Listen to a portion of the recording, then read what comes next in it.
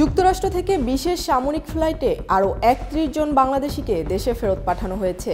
আর ফেরত আসা শ্রমিকদের অভিযোগ, প্রায় ৬০ ঘন্টা ধরে হাতকড়া ও শেকল পরানো অবস্থায় তাদের ফিরতে হয়েছে।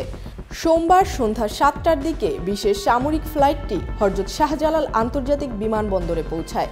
অবতরণের পরই বেসরকারি সংস্থা ব্র্যাক তাদের পরিবহন সহ জরুরি সহায়তা দেন। ফেরত আসা শ্রমিকদের অধিকাংশই নোয়াখালী জেলার বাসিন্দা। পাশাপাশি সিলেট, ফেনী, শরীয়তপুর, কুমিল্লা সহ বিভিন্ন জেলার মানুষও ছিলেন এই ফ্লাইটে। তাদের দাবি, ঢাকায় পৌঁছানোর পরই বিমানবন্দরের শেকল খুলে দেওয়া হয়। এই বছরের আগেই যুক্তরাষ্ট্র ২২৬ জন বাংলাদেশিকে ফেরত পাঠিয়েছে, যাদের বেশিরভাগকেই একইভাবে শেকলে বেঁধে আনা হয়েছিল। ব্র্যাকের সহযোগী পরিচালক শরীফুল হাসান জানান, ফেরত আসা ৩১ জনের মধ্যে অন্তত ৭ জন বিএমইটির ছাড়পত্র নিয়ে ব্রাজিল গিয়েছিলেন। পরে তারা ব্রাজিল মেক্সিকো রুটে অবৈধভাবে যুক্তরাষ্ট্রে প্রবেশের চেষ্টা করেন। আশ্রয়ের আবেদন ব্যর্থ হওয়ায় আইনি প্রক্রিয়া শেষে তাদের ফেরানোর সিদ্ধান্ত নেয় মার্কিন কর্তৃপক্ষ।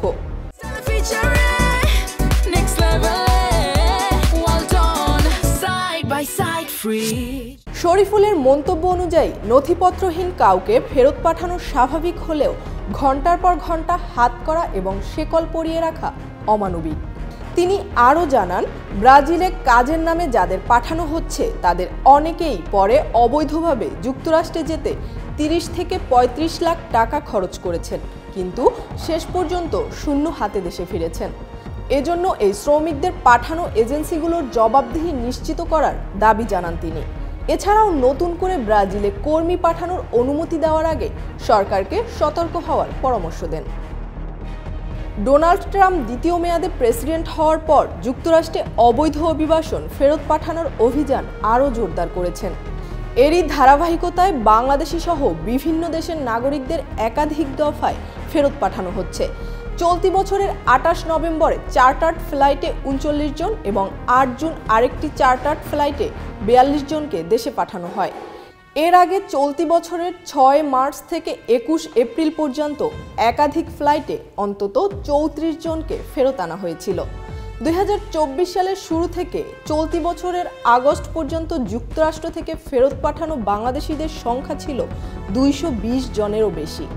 মার্কিন আইনে বলা আছে, বৈধ কাগজপত্র ছাড়া অবস্থানকারীদের আদালতের রায় বা প্রশাসনিক আদেশে ফেরত পাঠানো যায়। আর আশ্রয়ের আবেদন ব্যর্থ হলে আইসিই তাদের প্রত্যাবাসনের ব্যবস্থা করে। সাম্প্রতিক সময়ে প্রক্রিয়া দ্রুত হওয়ায় চার্টার্ড এবং সামরিক ফ্লাইটের ব্যবহার বৃদ্ধি পেয়েছে।